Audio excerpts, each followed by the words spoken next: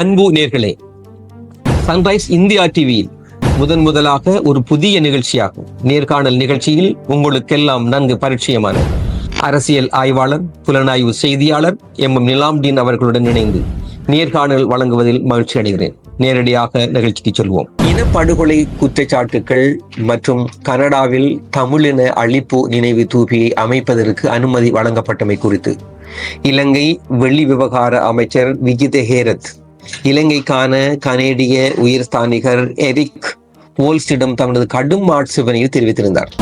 இது தொடர்பில் இலங்கை அரசுக்கும் கனேடிய அரசுக்கும் இடையில் ஒரு இராஜதந்திர மோதல் வந்துவிடுமோ என்ற ஒரு நிலை உருவாகி வருவதை அவதானிக்க முடிகின்றது. அரசியல் பரப்பில் நீங்கள் இதை எவ்வாறு பார்க்கிறீர்கள்? அரசியல் பரப்பு என்பதற்கு அப்பால் இலங்கையின் பன்முகத்தன்மை கொண்ட சமூகங்களிடையே தேசிய ஒற்றுமை, தேசிய நல்லிணக்கம் மற்றும் நீடித்த அமைதியை ஏற்படுவதற்கான அரசின் தொடர்ச்சியான முயற்சிகளுக்கு இது தடையாகவும் விளங்கும் சிக்கலை கொண்டு வரும் என்றும் அமைச்சர் வலியுறுத்தி இருக்கின்றார். இறுதிக்கட்ட போர், இலங்கையில் நடந்த இறுதிக்கட்ட போரின் போது இனப்படுகொலை நடந்ததாக கூறப்படும் குற்றச்சாட்டான தேசிய அல்லது சர்வதேச அளவில் எந்த ஒரு நம்பகமான அதிகாரிகளாலும் ஆதாரத்துடன் நிரூபிக்கப்படாதுடன் அவை தவறான தகவல்களை அடிப்படையாக கொண்ட குற்றச்சாட்டு என்றும் இலங்கை அரசாங்கம் அழகாக தெளிவாக சொல்லியிருக்கின்றார்கள். இந்த பொய்யான கதையை இலங்கை முற்றிலும் நிராகரிப்பதுடன் கனடாவுக்குள் தத்தமது தேர்தல் ஆதாயங்களுக்காக இப்படியான பிரச்சாரங்கள் ஒவ்வொரு தேர்தல் காலங்களில் இடம்பெறும் என்பதையும் அமைச்சர் ஹேரஸ் சுட்டிக்காட்டி இருக்கின்றார். 2021 ஏப்ரலில் கனடாவில் வெளிநாட்டு தகவல்கள் வர்த்தகம் மற்றும் அபிவிருத்தி திணைக்களம் இலங்கையில் இனப்படுகொலை நடந்ததாக எந்த ஒரு கண்டுபிடிப்பையும் கனடா அரசு கொள்ளவில்லை என்பதையும் அதிகாரப்பூர்வமாக உறுதிப்படுத்தியாகவும் அவர் தெரிவித்திருக்கின்றார். உண்மையில் சொல்ல போனால் பல நிறுவனங்களிடம் இந்த படுகொலைக்கான ஆதாரங்கள் இருக்கின்றது. ஆனால் இது இந்த இன்டர்நேஷனல் கிரைம் ஐசிசிக்கு கொண்டு வருவதற்கான போதுமான ஆதாரம் இல்லை என்பது நான் அறிந்த வகையும் இருக்கின்றது. ஒரு இனப்படுகொலை என்பதற்கான ஒரு தகுந்த ஆதாரமாக ஐசிசி ஹேக் டவுனுக்கு கொண்டு வருவதற்கான ஆதாரம் இல்லை என்று சொல்ல, அதனால் தான் ஐசிசிக்கு இலங்கை அரசுக்கு எதிராக இன்னும் ஒரு கிரிமினல் வழக்கு தாக்கல் செய்யப்படாமல் உள்ளது. ஆனால் இலங்கைக்குள் கிட்டத்தட்ட ஒரு 50,000 75,000 உடல்கள் சிறுசு பெருசு அரைகுசு காலுசு முக்கால் உசுராக பெக்கசோண்டி புதைக்கப்பட்டிருக்கின்றதான் சில தகவல்கள் இருக்கின்றது. உண்மையிலேயே அந்த இறுதிக்கட்ட யுத்தத்தில் மக்கள் பெருமளவு அழிக்கப்பட்டிருக்கின்றார்கள். அதுக்கு மாற்றுக்கிறதுக்கு இடமில்லை. இனி அரசாங்கம் எப்பவும் குற்றத்தை ஏற்றுக்கொள்ள ஒரு நாளும் ஏற்றுக்கொள்ள போறதும் இல்லை. எனவே இதை புலம்பெயர் சமூகங்களும் தமிழ் அமைப்புகளும் தீவிரமாக இந்த விடயத்தில் ஒரு ஆர்வம் காட்டப்படுமானால் நிச்சயமாக ஒரு பாரிய முன்னேற்றத்தை காண முடியும். இலங்கை அரசை மடக்க முடியும் என்பதை நான் தெளிவாக சொல்ல முடியும். தமிழ் கூட்டமைப்பு மஹிந்த தடை செய்திருக்கலாம். கூட்டமைப்பை மஹிந்த தடை செய்திருந்தால் பல பிரச்சனைகளுக்கு தீர்வு கண்டிருக்கலாம் என்று முன்னாள் அமைச்சர் கோட்டாவின் குடும்ப உறவுக்காரர் சரத் வீரசேகர தெரிவித்துள்ளார். இதை நீங்கள் எப்படி பார்க்கிறீர்கள்? அவர் உண்மையிலே ஒரு விஷம் கடக்கிற ஒரு அமைச்சர். அவர் கோட்டா காலத்திலிருந்து இன்னும் அவர் விஷம் ஓய்ந்த பாடில்லை, அவருடைய வன்மம் ஓய்ந்த பாடுமில்லை. கனடாவில் ஸ்தாபிக்கப்பட்டுள்ள தமிழின அழிப்பு நினைவகம் தொடர்பில் ஊடகங்களுக்கு கருத்து தெரிவிக்கும் போது அவர் இந்த மாதிரி ஒரு கருத்தை தெரிவிக்கின்றார். அதாவது கனடாவின் பிரம்டன் நகரில் பொது பூங்காவில் நிர்மாணிக்கப்பட்டுள்ள தமிழின அழிப்பு நினைவகம் தொடர்பில் அவர் மிகவும் ஆட்சேபனையும் தெரிவித்து தன்னை கண்டனத்தை தெரிவித்திருக்கின்றார். இந்த விடயம் உண்மையிலே இந்த சிங்கள இனவாதிகள் மத்தியில் ஒரு வயிற்றை கலக்கின்றது, அடிவயிற்றை கலக்கின்றது, நெஞ்சை கலக்கின்றது தான். இவ்வாறான செயல்பாடுகள் இலங்கையில் இனங்களுக்கிடையே வீண் பிரச்சனைகளை ஏற்படுத்தும். இவ்வாறான செயற்பாடுகளை தமிழ் தேசிய கூட்டமைப்பு வரவேற்பதை வன்மையாக கண்டிக்கத்தக்கது. எல்இடி அமைப்பின் தலைவர் பிரபாகரன் அரசியல் செயற்பாடுகளுக்காகவே தமிழ் தேசிய கூட்டமைப்பு ஸ்தாபிக்கப்பட்டதாகவும் சொல்கின்றார். யுத்தம் முடிவடைந்த பின்னர் அதனை தற்போதைய ஜனாதிபதி ராஜபக்ச தடை செய்திருக்க வேண்டும். தமிழ் தேசிய கூட்டமைப்பை தடை செய்யாமல் அலட்சியப்படுத்தியது அவர் செய்த அரசியல் ரீதியான தவறாகும். யுத்தம் முடிவடைந்த பின்னர் வடக்கு மற்றும் கிழக்கு மாகாண மக்கள் கடந்த காலங்களை மறந்து இயல்பு வாழ்க்கைக்கு திரும்பியுள்ளார்கள். தமிழ் தேசிய கூட்டமைப்பு தமது அரசியல் லாபத்துக்காக அரசியல் அதிகாரம் பகிர்வு பற்றி பேசி தேவையில்லாத பிரச்சனைகளை ஏற்படுத்தி இனங்களுக்கிடையில் முரண்பாட்டை ஏற்படுத்தியுள்ளார்கள். வடக்கு மற்றும் தெற்கு மாகாணங்களில் பிரிவினைவாதத்தை மீண்டும் தோற்றுவிக்கும் செயல்பாடுகள் தற்போது இடம்பெறுவதை அவதானிக்க முடிகின்றது. அரசியல் பிரபல்யத்துக்காக தேசிய பாதுகாப்புடன் தொடர்புடைய விடயங்களை அலட்சியப்படுத்துவதை அரசு தவிர்க்க வேண்டும் என அவர் தெரிவித்திருக்கின்றார். அவர் இந்த ஆட்சிக்கு எதிராக எதை பண்ணணுமோ பண்ண போறாங்க. அதாவது மஹிந்த கட்சி கொஞ்சம் புத்துணர்ச்சி பெற்று இருக்குது. இந்த சந்தர்ப்பத்திலே இனவாத கருத்துக்களை விதைத்து கொஞ்சம் சிங்கள மக்கள் மத்தியிலே ஊதி பெருசாக்க பார்க்கின்றார். அரசாங்கமும் பயந்துட்டு நாங்கள் ஒரு விடயத்தை சொல்ல போகணும். இந்த நினைவு கனடாவில் அமைக்கப்பட்ட நினைவு தூபி என்பது தமிழுக்கான ஒரு வரப்பிரசமாக தான் நான் சொல்லுவேன். மிக நீண்ட காலமாக நான் இது பற்றி நிறைய பேசி இருக்கின்றேன். இது இந்த தமிழ் பாதிக்கப்பட்ட மக்களுக்கு, நசுக்கப்பட்ட மக்களுக்கு, ஒடுக்கப்பட்ட மக்களுக்கு ஒரு ஒரு ஒரு ஒரு முன்னுதாரணமாக ஒரு சிறிய பாதை திறக்கப்பட்டிருக்கின்றது. இந்த கனடா பாதையை இங்கிருக்கின்ற தமிழ் தரப்பும் புலம்பெயர்ந்து வாழ்கின்ற சமூகங்களும் சரியான பாதைகள் விட்டு செல்வார்களானால், அதாவது நீடித்து செல்லப்படுகின்ற இலக்கு மிக விரைவில் அடையலாம் என்று நான் பார்க்கின்றேன். நீங்கள் பல ஊடறுப்பு நிகழ்வில் கூறியிருந்தீர்கள், தமிழர் தரப்பு ஒற்றுமைப்பட்டால் அவர்களின் இலக்கை அடையலாம் என்றும், கனடாவில் அதற்கான சாத்தியப்பாடுகள் நிறைந்து காணப்படுவதாகவும் கூறினீர்கள். அப்படியானால் கனடாவில் தமிழின் அழிப்பு நினைவு தூவியை வைத்து தமிழர் தரப்பு இலக்கை அடையலாம் என்று எதை வைத்து சொல்லுகின்றீர்கள்? அதாவது பொதுவாக சொல்ல போனால் தமிழர் தரப்பு என்பது ஒரு பாதிக்கப்பட்ட நசுக்கப்பட்ட தரப்பு. இங்கு நாங்கள் இங்கிருந்து முடிந்த அளவுக்கு கத்தலாம், கூவலாம், பேசலாம். ஒரு உத்தியோகபூர்வமாக செயல்பாட்டை கனடா அரசாங்கம் திறந்துட்டு இருக்குது.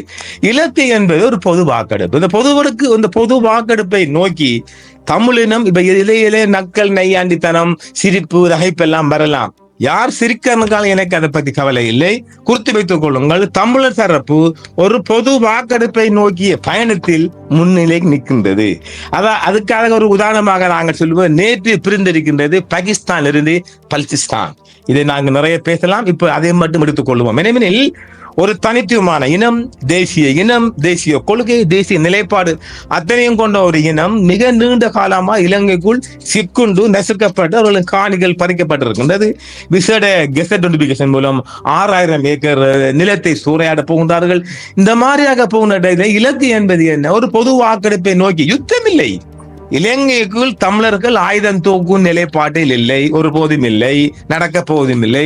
அது முடிந்த கதை. நான் சொல்லி இருக்கின்றேனே பல இடங்களில், அது முடிந்த கதை, அது வரப்போவதில்லை.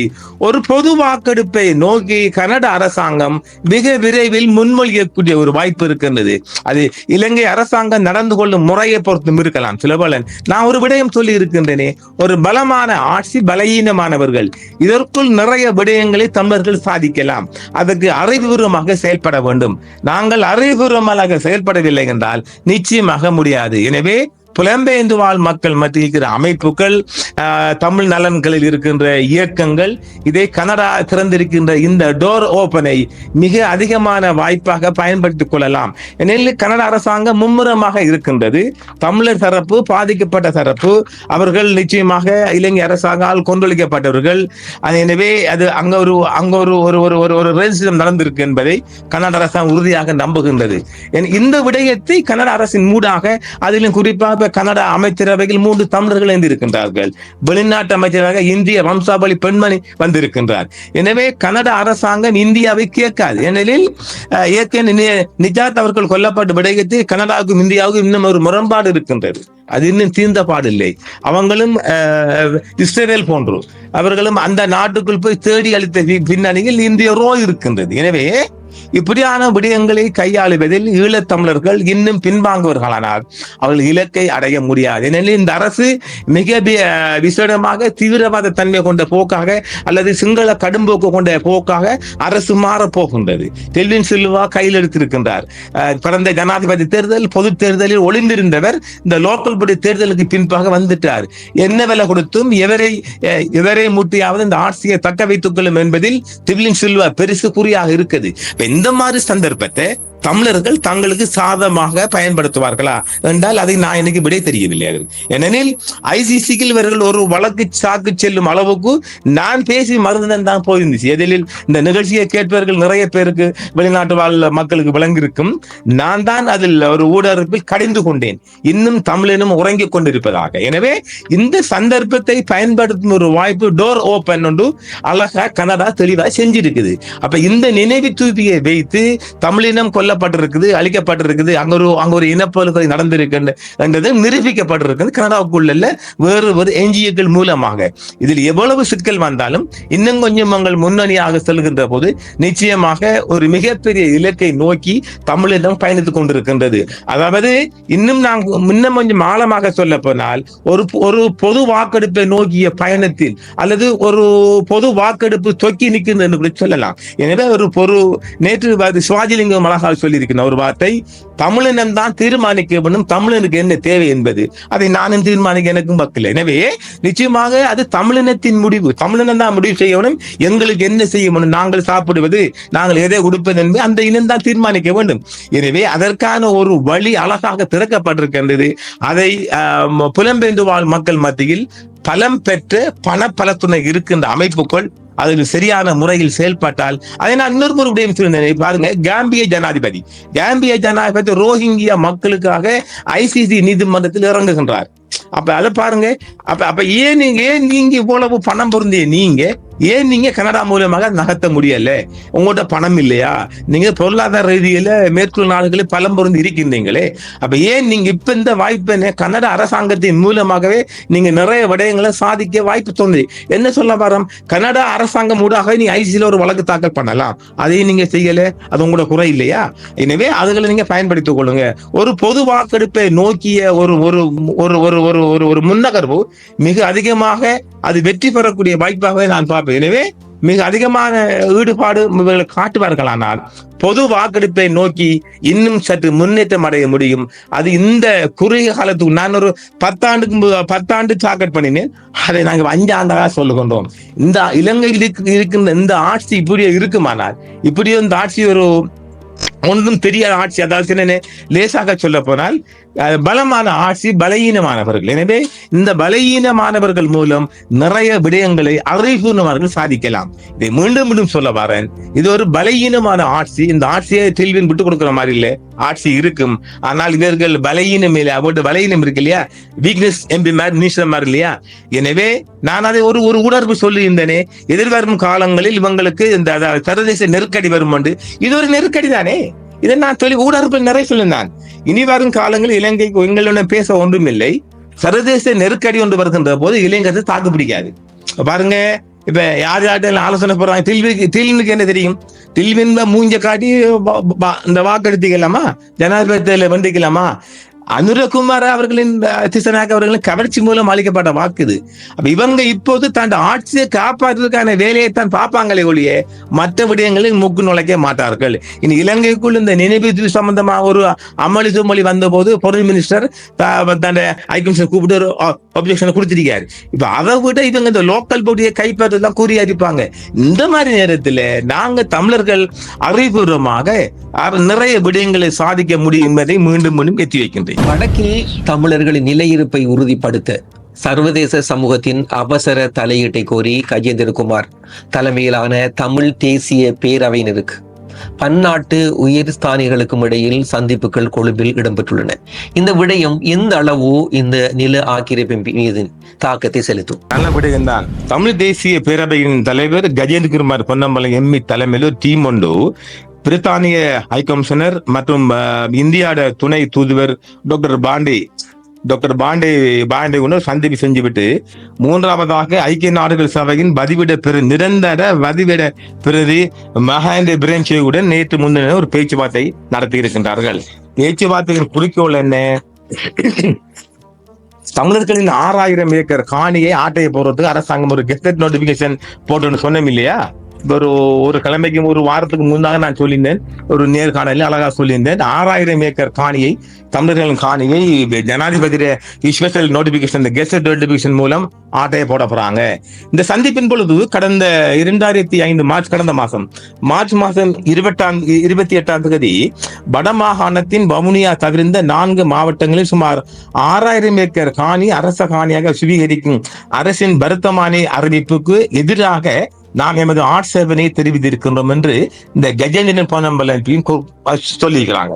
மற்றும் 3 மாத காலத்தில் மக்கள் தமது காணிகளுக்கான ஆவணங்களை சமர்ப்பித்து உறுதிப்படுத்த வேண்டும் என்ற நிபந்தனையுடனேயே அரசு இதை மீளப்பெற வேண்டும் என்று அவங்க பேசிக்கிறாங்க.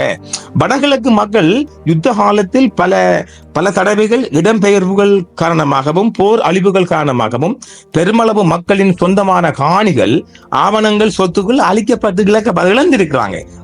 விட்டுட்டு ஓடி போனாங்க இல்லையா? ஒருத்தன் உயிரை தப்பி போகுது, வீட்டு டீட்டை உறுதியை தூக்கிட்டா ஓடுவான்.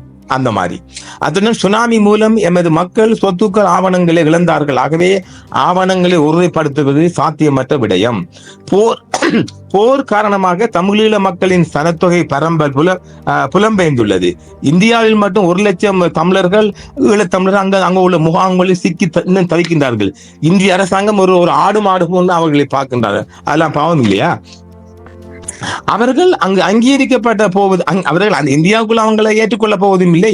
இவ்வாறான நிலையில் அந்த மக்கள் தங்களுடைய தாய் நாட்டின் வருகை தர வேண்டிய சூழல் ஏற்பட்டால் அவர்கள் இங்கே வாழ முடியாத சூழல் உருவாகும். இந்தியாவிற்கு மிக பெரும் பங்கு உள்ளது என்ற அடிப்படையில் தான் நாங்கள் இந்திய தூதுவரை பார்த்தோம் என்று டீம் சொல்லுது. நீங்க என்னது இந்திய தூதுவரை பார்த்தீங்க? அவங்க என்ன செய்ய போறாங்க? அவங்களுடைய மீனவரை வடக்கிலே இந்த இலங்கை ராணுவம் சுட்டு தள்ளுது. ஏதாவது செஞ்சாங்களே இல்லையா? அவங்ககிட்ட நீதி பெற மாட்டாங்க, அவங்ககிட்ட நீங்க போயிருக்க கூடாது. முதலாளி என்ற கருத்து கஜேந்திரன் பொன்னம்பல இந்தியா பக்கம் தலை வச்சு போய்கிட்டு அது ஒன்று நடக்க போறல. இந்த மக்கள் அரசின் பயங்கர அச்சுறுத்தல் மூலமே நாட்டினை விட்டு வெளியேறியுள்ளனர். இந்நிலையில் அரசு இந்த வர்த்தமானியை வெளிப்பட்டதன் நோக்கம் மக்களின் காணி பிரச்சனைகளை தீர்ப்பதல்ல, மாறாக மக்களின் ஆவணங்களற்ற காணிகளை அரச காணிகளாக சுவீகரிக்கும் திட்டமாகும். ஆவணங்கள் சரிபார்க்கப்பட்டு உரித்துகள் வழங்க வேண்டும் என்பதில் மாற்று கருத்து இடமில்லை. இந்த வர்த்தமானி மூலம் மேற்கொள்ளப்படுகின்ற விடயத்தினை முற்று முழுதாக ஏற்றுக்கொள்ள முடியாது. எனவே குறித்த வர்த்தமானி அறிவித்தல் மீளப்படல் வேண்டும் என்றும் இந்த டீம் இந்த சர்வதேச பொடியிடம் சொல்லியிருக்குது. அதாவது இப்ப நாங்க இதை சர்வதேச மயப்படுத்த நோக்கம் என்பது அது உண்மையும் தானே.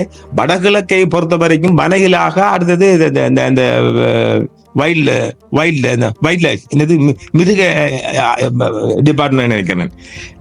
வனகிலாகவும் வைல்ட் லைஃபும் அந்த 2 அமைப்பும் தான் டிபார்ட்மெண்ட். வெறும் அதையும் நான் 2 கூட சொல்லியிருக்கிறேன். வெறும் சம்பளத்தை கொடுத்துட்டு காணிகளை வச்சுக்கிட்டு சும்மா வச்சுக்கிறாங்க. அரசாங்கத்துக்கு சொந்தமான காணின்னு சொல்லி மக்கள் ஆணை குச்சவெளியில் அந்த மாதிரி நடந்திருக்குது, பொத்துவில நடந்திருக்குது, மூதுவில நடந்திருக்குது. நான் அறிய வடக்குல நிறைய இடங்கள்ல இந்த போரஸ் வனையிலாக என்று ஒரு ஆட்டையை போட்டதை விட தானே. அப்ப இந்த காணிகள் சுவீகரிக்கப்பட்டு சிங்கள குடியேற்றங்கள் வருகின்ற போது வடக்கில் தமிழ் மக்களின் நிலப்பரம்பல் அல்லது இனப்பெரம்பல் குறைக்கப்படும்.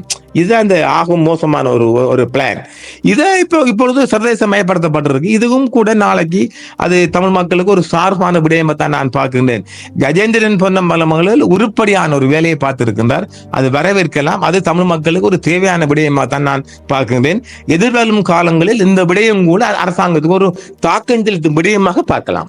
தமிழ் மக்கள் ஒன்றுபட்டு வாக்களித்தால் இலங்கையில் பெரும் பேரம் பேசும் சக்தியாக செயற்பட முடியும் என்று எதை வைத்து அப்படி குறிப்பிடுகிறீர்கள்? அப்படியாயின் அரசாங்கத்தின் ஒரு தரப்பாக இருந்து செயற்படும் போது தமிழ் மக்களின் நீண்ட கால கோரிக்கைகள் பாதிக்கப்படாதா? இவ்வாறான நிலையினை தமிழ் மக்கள் ஏற்றுக்கொள்வார்களா? தமிழ் மக்கள்ல ஒரு கோரிக்கையும் அரசாங்கம் நிறைவேற்ற பொருள் முதல்ல தமிழ் மக்கள் விளங்கிக் கொள்ளணும். பேரம் பேசும் சக்தி என்றால் அதாவது வரப்போகின்ற நாடாளுமன்றம். இப்ப பாருங்க, நான் அன்றைக்கும் ஒரு 4-5 ஆண்டு தினங்களுக்கு முன்பும் ஒரு நிகழ்ச்சி சொல்லியிருந்தேன். அமையப்போகின்ற நாடாளுமன்றம் நிச்சயமாக ஒரு தொங்கு பாலம். அது இப்ப நாங்க இன்னும் 4 ஆண்டு இருக்குது. இந்த 4 ஆண்டுக்கான ஒரு ஒரு ஒரு ஒரு முடிவுதான் நான் சொல்ல வரேன். அமையப்போகின்ற நாடாளுமன்றம் ஒரு தொங்கு பாலம். தொங்கு பாலம் என்கிற ஒரு எம்பிக்கும் நல்ல பவர்ஃபுல் தேவைப்படும். உதாரணமாக சந்திரிகா ஆட்சியில 113 ஆசனங்கள்.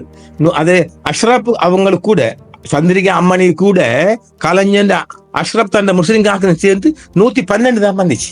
இது அரசியல் தெரிஞ்சவங்களுக்கு கொஞ்சம் விளங்கணும். அந்த 113வது ஆசனம் மலையகத்தின் மக்கள் முன்னணி நினைக்கிறேன் பி. சந்திரசேகரர் அவர் ஒரு தொண்டமான், அவங்களோட காலத்துல தொண்டமான் இருந்தாங்க. அந்த 113வது ஆசனம் பி சந்திரசேகர், அவருக்கு ஒரு பாதி அமைச்சர் தான் கேட்டார். அதே தொண்டமான் அவர்கள் ஒரு நக்கல் நையாண்டி போட்டார். என்னென்றால், தங்களுக்குரிய பலத்தை நீங்களே குறைச்சு கொள்றீங்க. அவர் அப்போது ஒரு முழு அமைச்சு கேட்டு, அவர் பாதி அமைச்சு தான் கேட்டிருந்தார். அப்படியான ஒரு நிலைமை வருகின்ற தேர்தலில் அமைய போகின்றது. அப்ப தமிழர்கள் ஒட்டுமொத்தமாக ஒரே கொடையின் கீழ் கேட்பார்கள். ஆனால் ஒரே கட்சி, இப்ப டக்ளஸ் மட்டும் பெற போறல, அவரை விட்டுருங்களேன். மற்ற யாரும் அங்க வெற்றி பெற போறலையே. டக்ளஸுக்கு ஆன ஒரு செல்வாக்கு இருக்குது. மெல்ல மெல்ல அது இந்த வாட்டியும் கொஞ்சம் கூடலாம், கட்சியெல்லாம் குறை இருக்கட்டுமே. சரி, 2-3 அணி போனாலும் பெரும்பான்மை கொண்ட தமிழ் மக்கள் கட்சிகள், அது கஜேந்திரன் அணியும் வீட்டு சின்னமும் சைக்கிளும் வீடும் ரெண்டு முக்கியமான சாமான் பாருங்க. ஒரு வீட்டுல உறங்கணும், ஒரு குறைஞ்ச தங்க ஒரு புஷ் சைக்கிள் வேணும். இப்ப வீடும் சைக்கிளும் முக்கியமான ஒன்று. அப்ப இந்த 2 அணியும் ஒன்று சேர்வுகளானால் என்னுடைய பார்வையில் ஒரு 17 ஆசனமாவது கைப்பற்ற பார்க்கலாம். அப்ப 17 ஆசனம் என்பது மிகப்பெரிய சக்தி. அது ஒரு 5 ஆசனம் தேவைப்படுற இடங்களில் ஒரு 17 ஆசனம் தேவைப்படும் சொன்னால் அது மிகப்பெரிய சக்தி. இவங்க பூண்டோடு போய் மினிஸ்ட்ரி ஃபாரம் எடுக்கணும். இப்ப நாளைக்கு ஒருத்தன் சொல்லுமா, நீ இப்படியோ சொல்லிக்கிறீ, எங்கட இனம் பின்னுக்கு போற, ஒண்ட முஸ்லீம் இனம் மட்டும்தான் அமைச்சருக்கு. நாங்க அதுதானே சொல்றோம், நீங்க முஸ்லீம் மேல சேர்க்காம நீங்க பூருங்களேன். நீங்க பூர்லன்னு அவன் தானே பூரப்பனா, அவன் பூந்து அவனைத்தானே வளர்க்க போறான். அதைத்தான் நாங்க சொல்ல வரோம். கொஞ்ச காலத்துக்கு இந்த சோனோ கூட்டத்தை விடுவோமே, அமைச்சும் போனா வெறும் எம்பிக்களா திரிங்களேன். இப்ப யாரு அழுதாங்க அமைச்சு கொடுக்கலன்னு நாங்க யாராவது ஆர்ப்பாட்டம் எடுத்தோமா? நாங்க சும்மா சொல்லிக்குவோம், ஊடகத்தை சொல்லுவோம். அது ஒரு குறையண்டு. யாராவது ஒரு பள்ளிக்கு முன்னுக்கோ, கோயிலுக்கு முன்னுக்கோ, ரோட்டுக்கு முன்னுக்கோ ஒரு ஒரு ஒரு ஒரு அட்டை தாங்கி எங்களுக்கு வேண்டும் முஸ்லீம் அமைச்சர் வேண்டும் கூத்தெடுத்தானா? இல்லையே, எங்களுக்கு அது ஒரு பிரச்சனையே கிடையாது. நீங்க எடுங்களேன், நீங்க எடுத்து உங்களோட மக்களை முன்னேற்றுங்களேன். வடகிழக்குல இந்த தமிழ் முஸ்லீம், இந்த கிழக்குல குறிப்பா முரண்பாடுக்கான காரணம் என்ன? ஒவ்வொரு ஆட்சியிலும் இந்த முஸ்லீம் எம்பிக்கள் பூந்து மினிஸ்ட்ரி எடுக்கிறதும் பந்தா ஓட்டுறதும் இது பார்க்க இவங்களுக்கு வகுத்தறிச்சல் ஒன்று வருதுதான். நான் இல்லைன்னு சொல்ல மாட்டேன். அதுக்கு தான் நாங்க சொல்றோம், இவங்களை விடாதங்க. நீங்க போகலன்னு அவன் போகத்தானே செய்வான். நீங்க பலமா ஒரு 17 ஆசனத்தை வச்சு ஈழம் கேட்க போறீங்களா?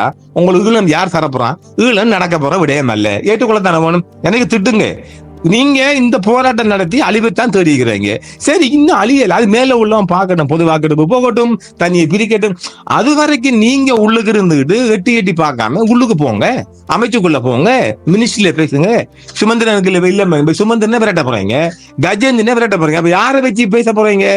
இப்ப பாருங்க, ஒரு வெளிநாட்டு தூதுவர், இந்த ஐநாவின் நிரந்தர தூதுவர் கஜேந்திரன் போய் பார்த்திருக்காரு, ஆங்கில மொழி புலமை. இப்ப மத்த யாருக்கு ஆங்கில மொழி இருக்கா? என்னத்தை போய் பேசுங்க, பேபாட்டு பேச போறீங்களா? இதை சொன்னா பாசதான் வேணுமா நிகப்பங்க. தமிழ் தலைமை தாங்குகின்றவர்கள் பாசை தெரியணும். அன்றைக்கு பாருங்க, நான் சொல்ல விரும்பல, வெறும் சிப்பாயை பெருசாங்க கோயிலுக்கு போட்டு கெஞ்சுறார். ஒரு தமிழ் மக்களின் பிரதிநிதி கொஞ்சம் பாருங்க, சம்பந்தர்கிட்ட ஜிஏ பேசுறதுக்கு பயப்படுவான்.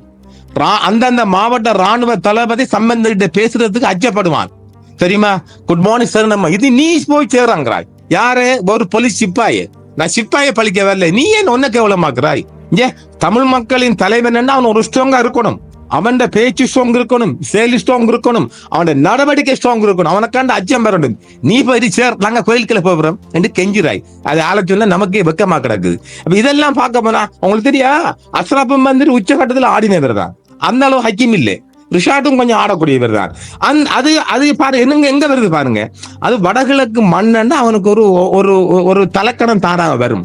நீங்க நல்லா பாருங்க. நீங்க அது என்னமோ தெரியல, அது யாரா இருந்தாலும் சாதாரணமா இருந்தாலும் வடகிழக்கு அவனுக்கு ஒரு தலக்கணம் இருக்குதானே செய்யுமாருங்க. அப்ப ஒரு தமிழ் மக்களை தலைமை வாங்குற ஒரு தலைவர் தலக்கணமா தான் இருக்கணும். நீங்க யாரும் என்ன கோயிச்சாலும் பரவாயில்ல. சம்பந்தர் முறுக்குவார் தெரியுமா? சம்பந்தர்கிட்ட நெருங்கி யாரும் பேசுறது அச்சம். மஹிந்த கூட ஐயா வாங்கன்னா கூப்பிடுவார். இது என்னன்னா, நீ போய் போலீஸை போய் சேரங்கிறாய். ஐயோ பக்கம். எனவே ஒரு ஒரு ஒரு ஒரு நிரந்தரமான தலைமைத்துவம் தமிழ் தரப்புக்கு தேவைப்படுது. அதை நான் கஜேந்திரன் பொன்னம்பலமாக கேட்பாங்க, பெட்டி மாட்டாங்கன்னு. அடே, நான் கஜேந்திரனை கண்டு எனக்கே தெரியாதா, மாமன் மச்சான் கிடையாது. தமிழ் இனம் இன்னும் பின்னுக்கு போகாமல் ஒரு ஒரு ஒரு ஸ்ட்ராங்கான தலைமைத்துவங்கள் ஒன்றுபட வேண்டும்.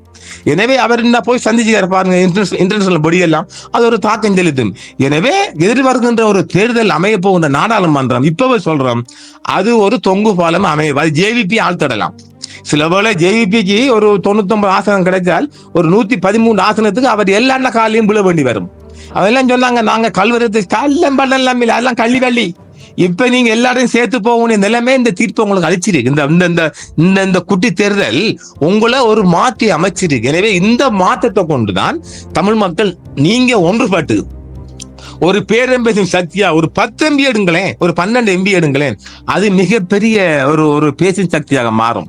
ஏனெனில் முந்திக் கொண்டு இப்ப பாருங்க, மட்டக்களப்பில நான் என்ன பாக்குறேன், நான் ஓப்பனா சொல்லுங்க, யாரு அடிக்க போறீங்க, இப்ப பேச போறீங்க, நீங்க பேசுங்க. மட்டக்களப்பில சாணக்கியன் அமைச்சர் ஆகணும்.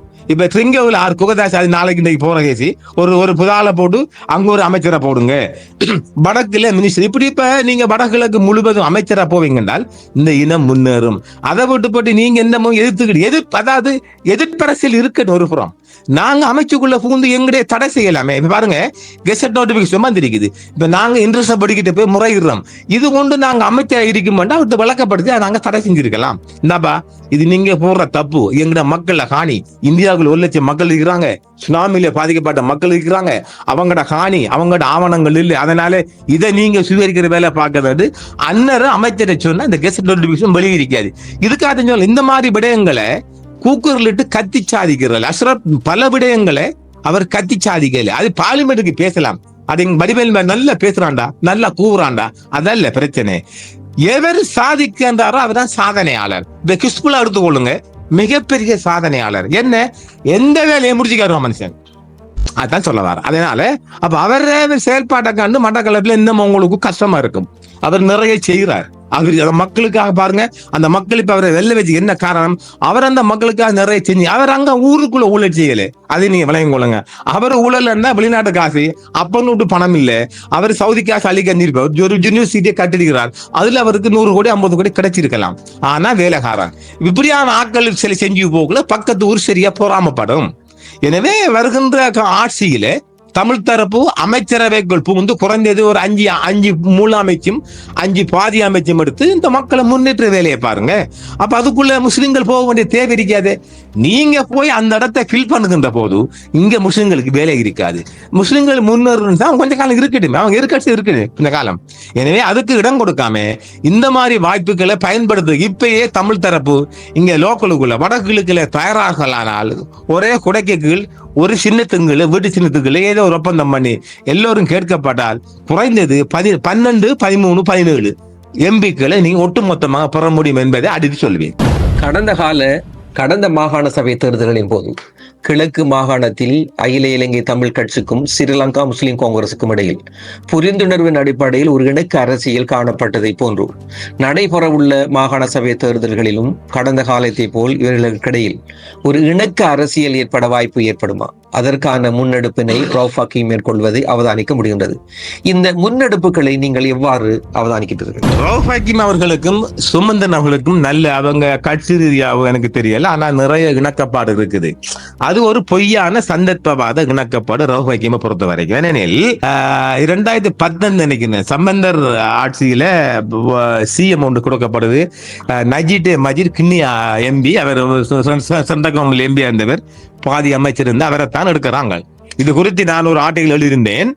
வடகிழக்கு இந்த கிழக்கு மாநிலத்துக்கு அவர் தான் சிஎம், அவரை ஊட்ட போய் சொல்லிவிடுமா நான் ஆதாரமா எனக்கு ஆர்டிகல் இருக்காது, சுடோலில் எழுதியிருந்தேன் நான். இங்க என்ன சொல்ல, அது ஏன் கொடுத்த ஹக்கீம் ஒரு அரைபூர்வமான ஆட்களுக்கு அவர் கொடுக்க விரும்பல. அவர் அந்த கட்சியிலையும் இல்லை. முதலாவது முஸ்லிம் காங்கிரஸ் கட்சியிலே மஜீத் கேட்கல, அவர் தனி இந்த SLP கேட்டவர். சுந்தர கட்சி கூட கேட்ட ஒருத்தருக்கு ரவுஃப் ஹக்கீம் சம்பந்தர் அவர்களுக்கும் பேச்சுவார்த்தை போகின்றது. ஆளுக்கு 2.5 ஆண்டு காலம் உண்டு. ஆனா அதை ஹக்கீம் பாட்டி கொடுக்கல, 5 வருஷம் அனுமதிச்சு. அதன் பிற்பாடு இறுதியாக நசீர் ஹாஃபிஸுக்கு கிடைச்சிச்சு இல்லையா, அது 2.5 ஆண்டு நசீர் ஹாஃபிஸுக்கும் தண்டாயுதபாணி இப்ப கட்சி இருந்தவர், அவர் முன்னாள் மாகாண பணிப்பாளர் பிடிஏனா ப்ரொஃபசர் டைரக்டர் பை எஜுகேஷன், அவருக்கும் தான் பேசப்பட்டுச்சு. அவங்களும் அதை கேட்கல. சம்பந்தர் நிலைப்பாடும் மனப்பாடும் இப்ப உள்ள தமிழ் கட்சி இருக்கா என்று தெரியல. 2 தரம் விட்டு கொடுத்திருக்கார். இந்த 2 தரம் ரவுஃப் ஹக்கீம் கம்பெனிக்கு விட்டு கொடுத்திருக்கிறார் 2.5 ஆண்டு சிஎம் பதவியே. அப்ப அந்த ஒரு இணக்கப்பாடு இனி வரும் காலங்களில் இடம்பெறுமா என்றால் அதுக்கு என்கிட்ட விட இல்லை. ஏனெனில் அவர் எல்லாரும் சொல்லுவாங்க துவேஷம் வேண்டும், அவருடைய துவேஷமே கிடையாது. நான் அவரது எப்பயுமே நான் அவருக்கு ஒருபோது எங்கேயும் நான் விட்டு கொடுக்கல. அவர் இனவாதமே கிடையாது. என்னுடைய நிகழ்ச்சியை கேட்கின்ற பலருக்கு தெரிஞ்சிருக்கணும், வயசு போனவங்க, நடுத்தர வயசுக்கார ஊடகம் தெரிஞ்சிருக்கும். நான் சம்பந்தரை எந்த ஒரு இடத்திலையும் விட்டு கொடுத்து மெலினமாக பேசின வரலாறு கிடையாது. இன்னைக்கு அவர் இந்த மண்ணில் இல்லை. அவர் உண்மையிலேயே அவர் தமிழ் மக்களுக்கோ முஸ்லிம் மக்களுக்கோ இடையில அவர் ஒரு வேண்டப்பட்ட ஒரு தலைவர். உண்மையிலேயே சிங்கம் கர்ஜிக்கும், அவர்கிட்ட பேசப்போனால கர்ஜிக்கும்.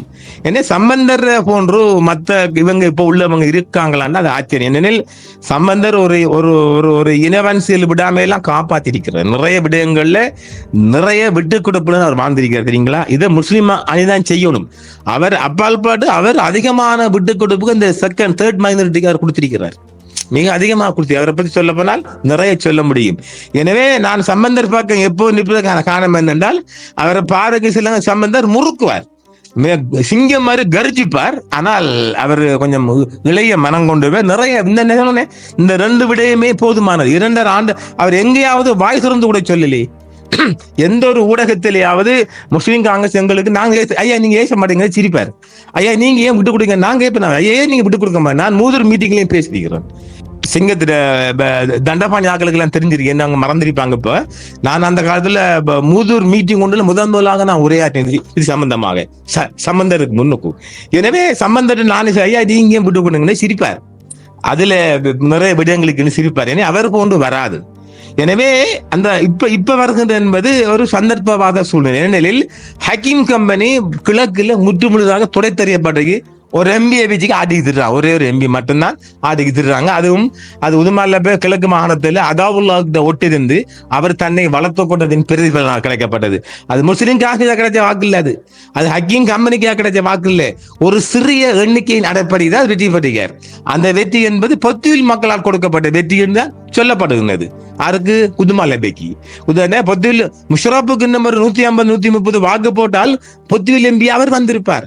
அந்த பொத்துவிலுக்காராக இவருக்கு போட்டதால இவர் எம்பி ஆகிறார். அதுக்காக உதுமாலபே எம்பிக்கு கிடைச்ச வாக்குகள் காங்கிரஸ் கிடைச்ச வாக்கா பார்க்காதாங்க.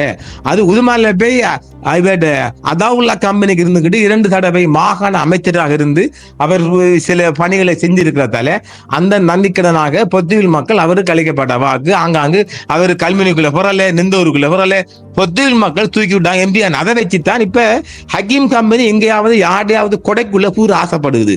அதுக்கு ஒரே வழி, வடகிழக்குல நீண்ட காலமாக இந்த முஸ்லிம் மக்களும் இணைந்து கொள்ள ஆசைப்படுறாங்க.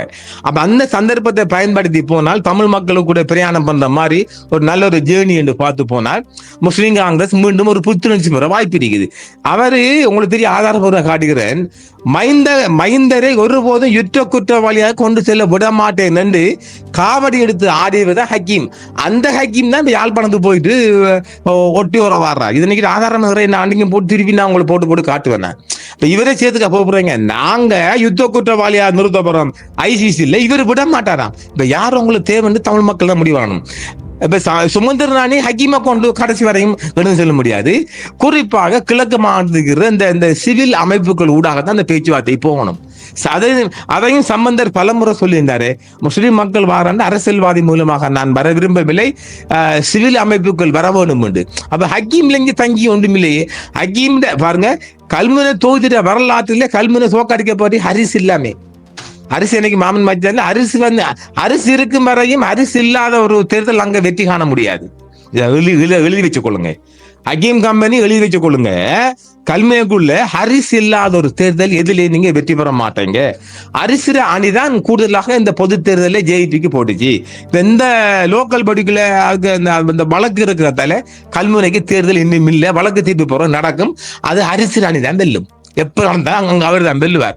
இப்படி இருக்கிற நேரத்தில் ஹக்கீமை மட்டும் சுமந்திரன் அணி சேர்த்து கொண்டு போயிட்டு பயணிச்சு வெற்றி அடைய மாட்டாங்க. அப்ப அது நாளைக்கு இன்னும் பிளவுகளை கொண்டு வரும். எனவே பொது அமைப்புகள், சிவில் அமைப்பு, முஸ்லிம் அமைப்புகளும் சேர்ந்துதான் கஜேந்திரன் மற்றும் சுமந்திரன் அணியோட சேரமணும். அப்படி ஒரு சேர்ந்து பயணிக்கின்ற போது மட்டுமே அது சாத்தியப்படும். இப்ப பாருங்க, இப்ப ஏறாவூர் படுகொலை இல்ல காத்தாங்கடி படுகொலை இன்னமும் அது புலிகள் எல்லாம் இருக்குது.